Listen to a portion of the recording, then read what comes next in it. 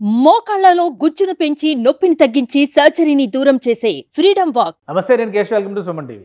ఆంధ్రప్రదేశ్లో ఎవరు ప్రభుత్వాన్ని ఏర్పాటు చేయబోతున్నారు, ఈ అంశంపైనే దేశవ్యాప్తంగా చర్చ జరుగుతున్నటువంటి పరిస్థితి. అలానే దేశం మొత్తం కూడా ఏపీ రిజల్ట్స్ పైనే ఎక్కువ ఫోకస్ పెట్టినటువంటి పరిస్థితి.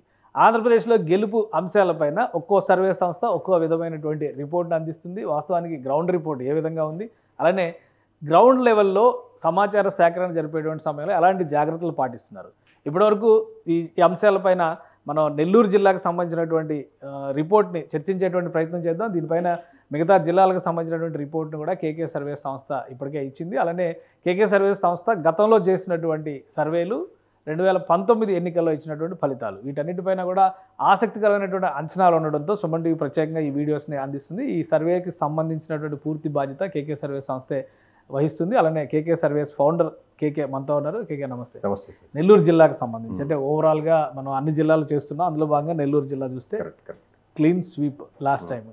సో ఈసారి నెల్లూరు జిల్లాలో తిరుగుబాటు చేసినటువంటి ఎమ్మెల్యేలు కూడా వైసీపీ మీద తిరుగుబాటు, ఎందుకంటే మిగతా చోట్ల చాలా చోట్ల టీడీపీ నుంచి కలిసిన వాళ్ళు ఉన్నారు, కానీ బట్ వైసీపీ మీద తిరుగుబాటు చేసి వైసీపీలోకి వచ్చినటువంటి నాయకులు కూడా ఉన్నారు. అసలు ఎలా ఉంది యాక్చువల్ గ్రౌండ్?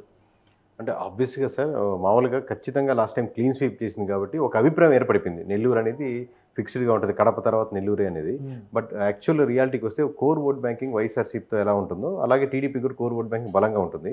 ఇక్కడ బలంగా నాయకులు కూడా ఇప్పుడు ఊటుకూరు ప్రభాకర్ రెడ్డి గారు కానీ, నారాయణ గారు కానీ, లేకపోతే ఆనవాళ్ళు కానీ, లేకపోతే ఎవరైనా వీళ్ళకి వ్యక్తులుగా వచ్చినప్పుడు వ్యక్తులు ఓట్ బ్యాంకింగ్ కూడా ఒక స్ట్రాంగ్ హోల్డ్, ఒక బలంగా ఉన్నటువంటి వాళ్ళకి ఉన్న క్యాడరు ఉన్నటువంటి నియోజకవర్గాలు ఎక్కువగా ఉంటాయి. మీకు ఇక్కడి నుంచి మొదలైతే రాయలసీమ బెల్ట్ వరకు వ్యక్తుల తాలూకు ఇండివిజువల్ ఓట్ బ్యాంకింగ్ బలంగా ఉండేటటువంటి ఉంటాయి. ఎప్పుడైతే ఆ వ్యక్తులు కూడా మారుతారో వేమిరెడ్డి ప్రభాకర్ రెడ్డి ఫ్యామిలీ, అలానే మాగుంట సుబ్రహ్మరెడ్డి ఫ్యామిలీ, ఆదాల ప్రభాకర్ రెడ్డి, వీళ్ళందరూ కూడా ఇటు ఇండివిజువల్ గా ఇటు వచ్చినటువంటి నేపథ్యం. అంటే ఆదాల ప్రభాకర్ రెడ్డి వైసీపీలో ఉన్నారు, ఈ ఇద్దరు ఎంపీ క్యాండిడేట్ లెవెల్లో, ఈయన కూడా ఒక ఎంపీగా లాస్ట్ టైం చేసినటువంటి వ్యక్తి కాబట్టి ఈ బలమైనటువంటి ఫ్యామిలీ నా అభిప్రాయం ఉంది. సో ఇందులో ఒక రెండు ఫ్యామిలీలు టీడీపీ వైపు వచ్చాయి. అంటే బలమైన ఫ్యామిలీస్ అంటే సార్ ఓన్లీ డబ్బు, అక్కడ వాళ్ళు ఉన్నటువంటి కుల సమీకరణలే కాదు, ఓవరాల్గా వాళ్ళకి కనెక్షన్స్, ఎమోషనల్ కనెక్షన్స్, వాళ్ళ నియోజకవర్గాల ప్రజలతో ఉండి క్యాడర్కి ఏదైనా అవసరం ఉన్నా నిలబడుతూ ఉండడంతో చాలా సంవత్సరాలుగా వాళ్ళ కనెక్షన్ ఉంది కాబట్టి కొంచెం ఓట్ బ్యాంకింగ్ వాళ్ళు ఏ పార్టీతోనో వాళ్ళతో పాటు వచ్చే ఓట్ బ్యాంకింగ్ ఉన్న నాయకులు ఉంటారు అన్నమాట, ఎక్కువ ఇక్కడ కనపడుతూ ఉంటారు. సో ఆబ్వియస్గా వాళ్ళు ఎడ్జ్లు కరెక్ట్ చేయగలుగుతారు అన్నమాట. టైట్ ఫైట్ని వాళ్ళు ఒక 5,000 తీసుకెళ్ళగలుగుతారు, 5,000 ఒక 15,000 దాకా తీసుకెళ్ళగలుగుతారు. ఆల్రెడీ ఒక పార్టీకి ఊపుంటే ఇంకా దాన్ని ఇంకా బలం చేకూర్చగలుగుతారు.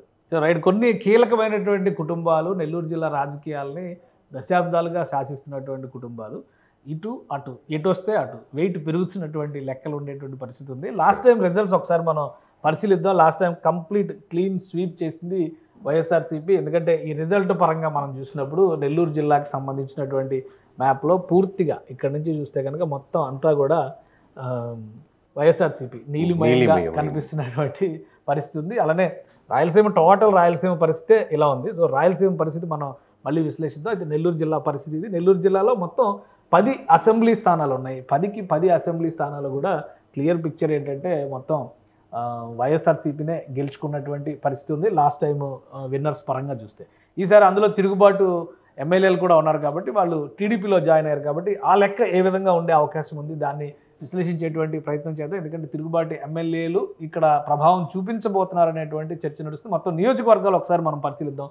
ఈ నియోజకవర్గాల్లో సిట్టింగ్లు కూడా వైఎస్ జగన్మోహన్ రెడ్డి స్థానాలు మార్చినటువంటి పరిస్థితి ఉంది కాబట్టి కావలి నియోజకవర్గం ముందుగా, అలానే నెల్లూరు రూరల్ నియోజకవర్గం, ఇక్కడ కోటమిరెడ్డి శ్రీధర్ రెడ్డి తిరుగుబాటు ఎమ్మెల్యే, అంటే వైఎస్ఆర్సీపీ నుంచి తిరుగుబాటు చేసిన నేపథ్యంలో మాజీ ఎంపీ ఆదాల ప్రభాకర్ రెడ్డికి ఇక్కడ టికెట్ కేటాయించారు. ఇక నెల్లూరు సిటీకి సంబంధించి, నెల్లూరు సిటీ ఉదయగిరికి సంబంధించి మేకపాటి రాజగోపాల్ రెడ్డి బరిలో దిగారు. అది కూడా సీటు మారింది. అంటే తిరుగుబాటు చేసినటువంటి వ్యక్తికి టికెట్ ఇవ్వకపోయినా, మేకపాటి ఫ్యామిలీ నుంచే వచ్చినటువంటి వ్యక్తి కాబట్టి ఆయనకి టికెట్ ఇవ్వకపోయినా కానీ టీడీపీ టికెట్ ఇవ్వలేదు ఉమ్మడి కూటమి నేపథ్యంలో. కానీ వైఎస్ఆర్సీపీ మేకపాటి ఫ్యామిలీ నుంచే మరో వారసుని తెరపైకి తీసుకొచ్చింది. ఇక ఆత్మకూరు, కొవ్వూరు ఇవన్నీ కూడా నల్లపరెడ్డి ప్రసన్న కుమార్ రెడ్డి, మేకపాటి విక్రమ్ రెడ్డి వీళ్ళందరూ కూడా వారసులుగా బరిలో దిగినటువంటి వాళ్ళు. ఆత్మకూరు బరిలో మాత్రం గత తిరుగుబాటు నాయకుడు వైసీపీ నుంచి గెలిచినటువంటి ఎమ్మెల్యే ఆనం రామనారాయణ రెడ్డికి టికెట్ ఇచ్చింది తెలుగుదేశం పార్టీ. ఇక గూడూరు ఎస్సీకి సంబంధించి వరప్రసాద్ సిట్టింగ్ ఎమ్మెల్యే వైఎస్ఆర్సీపీ నుంచి ఆయన్ని పక్కన పెట్టేసింది. అలానే ఆయన బీజేపీలో చేరి తిరుపతి ఎంపీగా కంటెస్ట్ చేశారు. ఇక సూళ్లూరుపేట ఎస్సీ నియోజకవర్గం, వెంకటగిరికి సంబంధించి కురుగండ్ల రామకృష్ణకి టికెట్ కేటాయించింది. కురుగండ్ల ఫ్యామిలీకే ఫస్ట్ టికెట్ ఇచ్చి తర్వాత మార్పు చేశారు. ఇక సర్వేపల్లి చివరి నిమిషంలో అయినా కానీ సోమిరెడ్డి చంద్రమోహన్ రెడ్డికి టికెట్ కేటాయించింది తెలుగుదేశం పార్టీ. వైఎస్ఆర్సీపీ నుంచి మంత్రి కాకాని గోవర్ధన్ రెడ్డి. ఇది మొత్తం 10 నియోజకవర్గాలకి సంబంధించినటువంటి హిస్టరీ. మనం ఓవరాల్గా చూస్తే 10 నియోజకవర్గాల్లో మరి స్వీప్ అంటే కరెక్ట్ 0 అయిపోయింది. లాస్ట్ టైం కూటమి 0 అయిపోయింది. సో ఈసారి కూటమి లెక్క ఏంటి, వైఎస్ఆర్సీపీ నిలబెట్టుకునేటువంటి లెక్క ఏంటి, కూటమి ప్రభావం ఎంతవరకు ఉంది, అంటే ఈ మార్పులు ముఖ్యంగా తిరుగుబాటు మీరు ఇప్పుడు చెప్పినప్పుడే చూడండి సార్ ఎంత క్రిటికల్గా ఉంటుంది. మీరు వేరే జిల్లాలు పక్కన పెడితే ఈ జిల్లా వరకు వ్యక్తులు మారుతున్నారు, కుటుంబాలు మారుతున్నాయి, పార్టీలు మారుతున్నాయి. ఓవరాల్గా క్లమ్జీగా ఉన్నటువంటి జిల్లా ఏదైనా ఉందంటే ఓవరాల్గా దాంట్లో మనం రాష్ట్ర వ్యాప్తంగా నెల్లూరు జిల్లా తీసుకోవచ్చు. ఉమ్మడి నెల్లూరు జిల్లా లాస్ట్ టైము మొత్తం ఓవరాల్గా 10 సార్ 10 out of 10 కడప ఎలాంటి రిజల్ట్ కనపడిందో సేమ్ అలా ఫ్యాక్టర్ ఉంటుంది కాబట్టి సేమ్ మనకు ఉందనుకుంటారు. అంటే 10 out of 10 వైఎస్ఆర్సీపీకి వెళ్ళింది. ఈసారి మీకు 6 సీట్లు కన్ఫామ్గా కూటమికి కనపడుతున్నాయి sir. Okay, majority overall majority స్థానాలు దీంట్లో.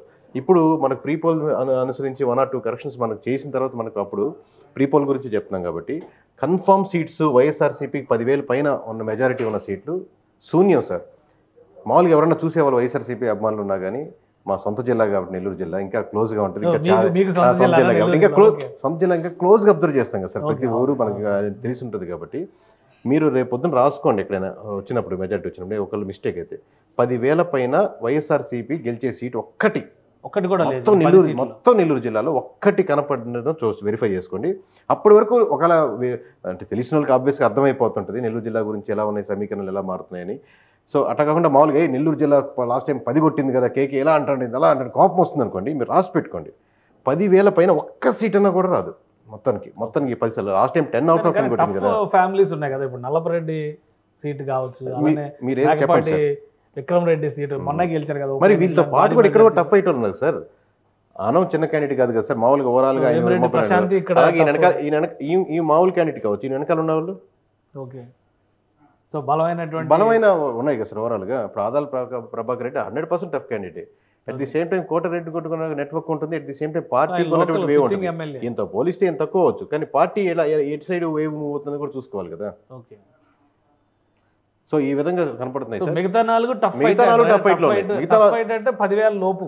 మిగతా 4 టఫ్ ఫైట్లు. లెట్స్ సే మీరు 4 వైఎస్ఆర్సీపీకి ఫేవర్గా మాట్లాడుకుందాం అనుకున్నా కానీ 4 గెలిచేస్తుంది అనుకున్నా కానీ మీకు 4 కూడా 10,000 లోపే ఉంటాయి. అంటే అంత అవకాశం లేదు ఇప్పుడు ఉన్నప్పుడు. వెరిఫై చేసుకోండి అంతే. ఇది 0 అన్నారే కదా ఏంటి ఎంత 10 out of 10 గెలిచినప్పుడు 0 అనడం అనేది ఎంత సాహసోపేతమైన చర్య. ఎట్లా మాట్లాడతారు కేకే. లాస్ట్ టైం మన అభిమానులు కానీ ఈసారి కాదు అనుకున్న వాళ్ళకి చెప్తున్నాను. కానీ అంటే ఒకటి క్లియర్ గా వైఎస్ఆర్సీపీ నాయకులు చెప్తున్నటువంటి మాట కూడా ఇక్కడ ఉన్నటువంటి ఫ్యామిలీస్ బ్యాక్గ్రౌండ్ పరంగా చూస్తే ఒకరిద్దరు వెళ్ళినా కానీ నెదురుమల్లి ఫ్యామిలీ అక్కడే ఉంది, వైఎస్ఆర్సీపీతోనే ఉంది. అలాగే నల్లపరెడ్డి ఫ్యామిలీ ఉంది, మేకపాటి ఫ్యామిలీలో మేజర్ షేర్ అంతా ఇటువైపే ఉంది. అసంతృప్తి ఒకరిద్దరికి ఉన్నప్పటికీ కూడా సో ఓవరాల్గా మాకు కలిసి వచ్చేటువంటి అంశాలు ఎక్కువ ఉన్నాయి అనేటువంటి మాట వైసీపీ నాయకులు. ఇది ఇండివిజువల్గా బేరీ చేసినప్పుడు వాళ్ళు చెప్పింది 100% కరెక్టే సార్.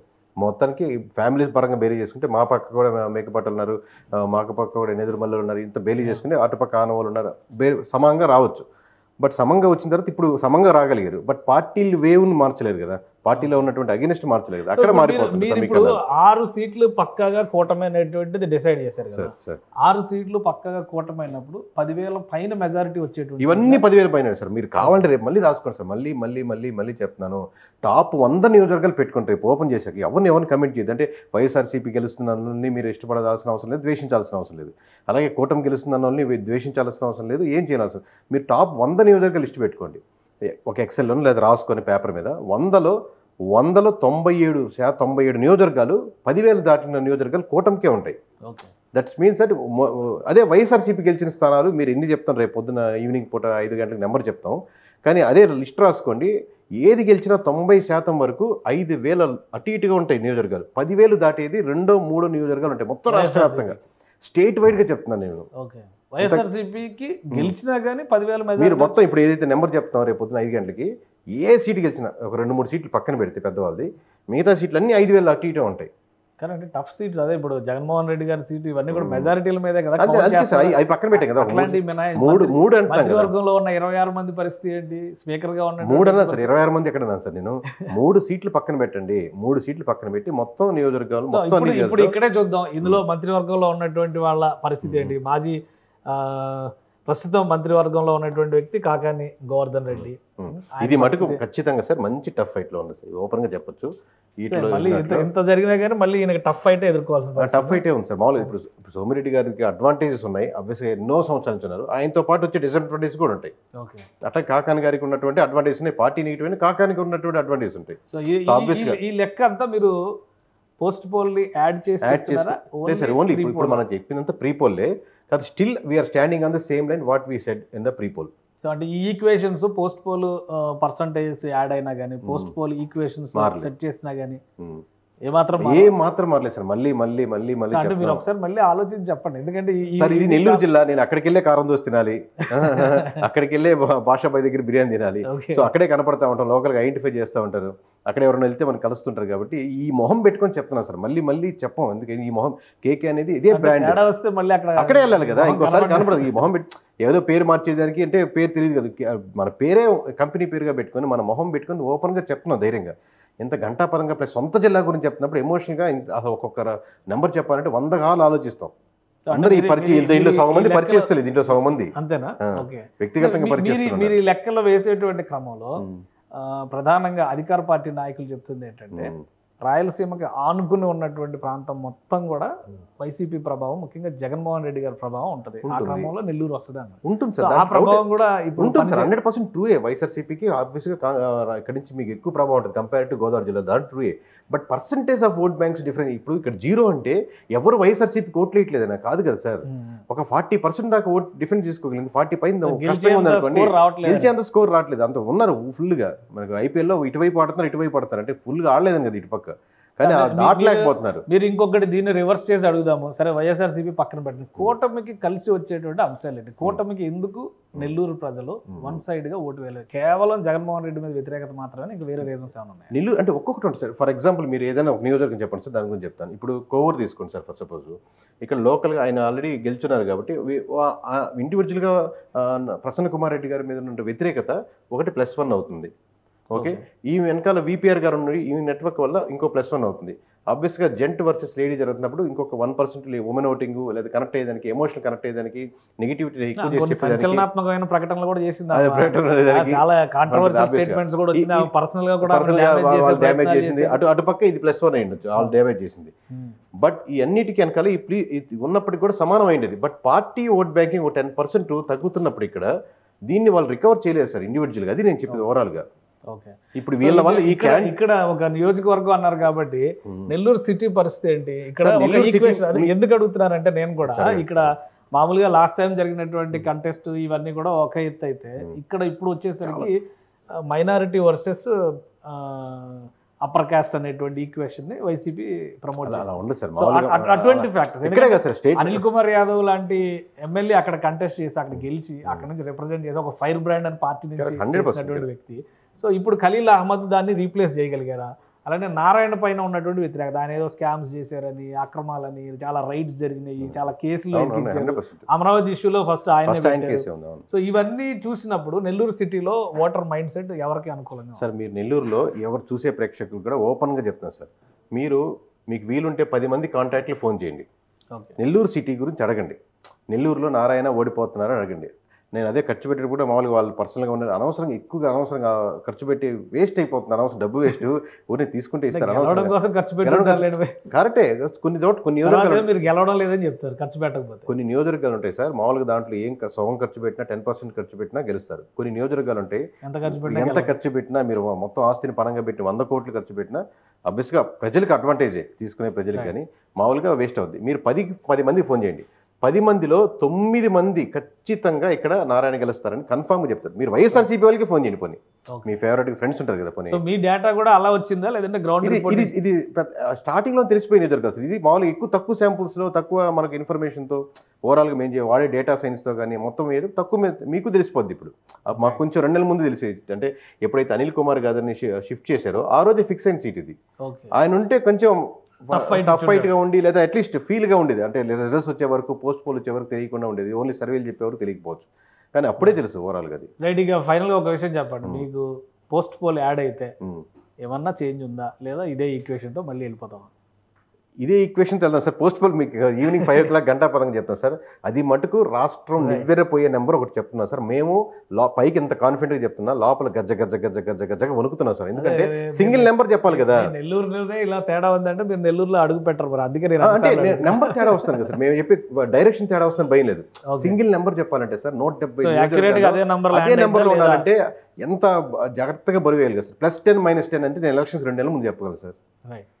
Right, thank you. మీ అభిప్రాయం తెలియజేస్తుంది. ఇది నెల్లూరుకి సంబంధించి చాలా కాన్ఫిడెంట్గా చెప్తున్నారు. తన సొంత జిల్లా, అక్కడ అడుగు పెట్టాలన్నా కానీ ఒక టెన్షన్ పుట్టించేటువంటి నంబర్ ఉంటుంది అనేటువంటి మాట కేకే చెప్తున్నారు. అలానే గతంలో 10కి 10 స్వీప్ చేసినటువంటి వైఎస్ఆర్సీపీ ఇప్పుడు మేనమేషాలు లెక్కించాల్సినటువంటి పరిస్థితి వస్తుంది. ఇప్పటి వరకు టఫ్ కాంటెస్ట్లో ఉన్న 4 సీట్లు తప్పితే వైఎస్ఆర్సీపీ ఖచ్చితంగా డ్యామ్ షూర్గా గెలిచే సీటు ఇది అని చెప్పలేని పరిస్థితి ఉందని కేకే చెప్తున్నారు. ఇది ఓవరాల్గా ఆంధ్రప్రదేశ్లో జరుగుతున్నటువంటి ఎన్నికలపైన ఉత్కంఠభరితమైన వాతావరణం నెలకొని ఉన్న నేపథ్యంలో కేకే సర్వే సంస్థకు ఉన్నటువంటి గత రికార్డును దృష్టిలో పెట్టుకుని సుమన్ టీవీ అందిస్తున్నటువంటి వీడియోస్ ఇవి. ఈ కంటెంట్ రెస్పాన్సిబిలిటీ మొత్తం కూడా కేకేదే. అలానే ఆయన ఛాలెంజ్ చేస్తున్నారు.